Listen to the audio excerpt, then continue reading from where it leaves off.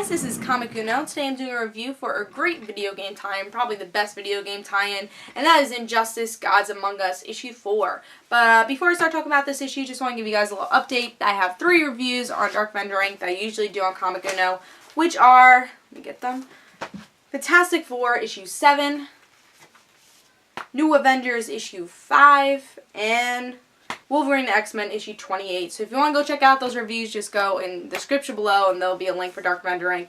But let's talk about one of the best video game tie-ins ever, Injustice: Gods Among Us, which is usually digital copy first and then printed copy. I usually like the printed copy just because you get more story out of the deal, and I like the printed copy better. I like it holding in your hand, and again, I think it's better to read more of it. It's kind of like a trade for digital comics. So let's talk about this cover. It's amazing. I like kind of the painting style of this issue, going under the water, which definitely happens in this issue. So great art for this cover, but let's see if I like the story. With this issue, we get to see Superman cracks a little. I mean, you get to see that old Superman, hanging out with Nightwing and Robin, just say, I need to talk to Batman, but, I need to talk to Bruce. But he says it in kind of a nice way. So we get to see the cool Superman, then he talks to Bruce, and he's like, what are you doing, I hope you understand what I'm doing, blah, blah, blah. So he's becoming more of what people fear Superman to be. Trying to rule the world, trying to have justice, and he's like, why didn't you kill the Joker when you could have? And all these millions of people in Metropolis die because you didn't kill the Joker, because you had some love affair with him, or, love to battle him. And Bruce is like, that's not true, and I couldn't kill him because if you kill somebody, just one person to kill millions, it'll get easier. And Superman doesn't care. He says, no, you should have killed the Joker, and Metropolis would have been fine, Lois would have been fine.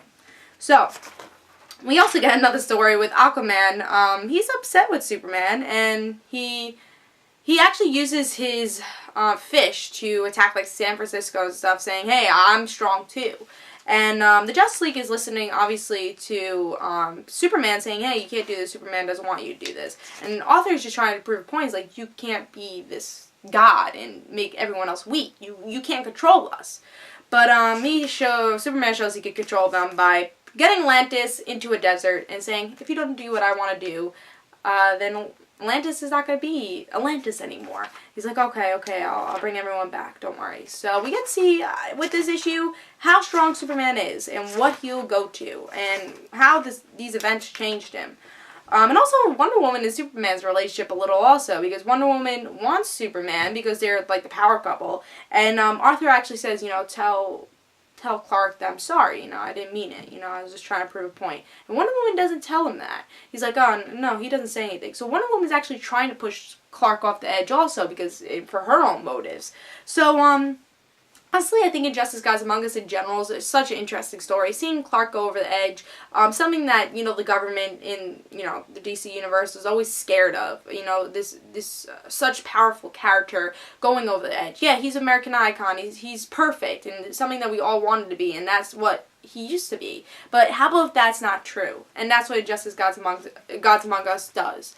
And you see him go almost to the edge, and with the game that he does go over the edge.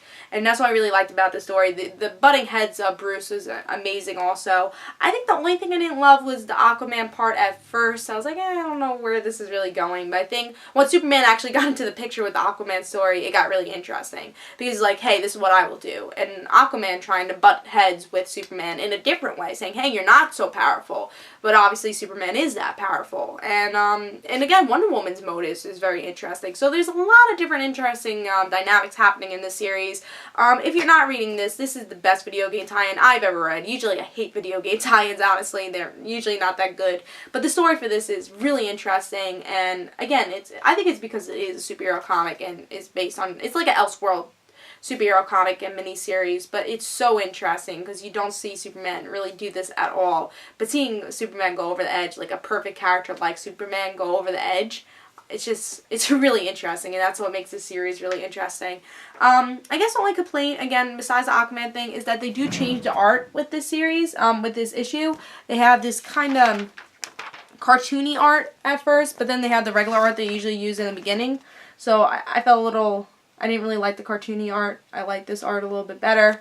So I am going to give this 4.5 stars though. This was a great addition to this series. And if you're not reading this, if you haven't picked up the game yet, pick up the game, read the series. It's really interesting. Really good story. I can't say more about it. It's a great series. So pick this up. 4.5 stars. Hope you guys enjoyed. This is Comic Uno. And guys, don't forget to follow me on Twitter for Comic Uno in the right situations. And I'll see you guys later. Pick this up. 4.5 stars. Bye guys.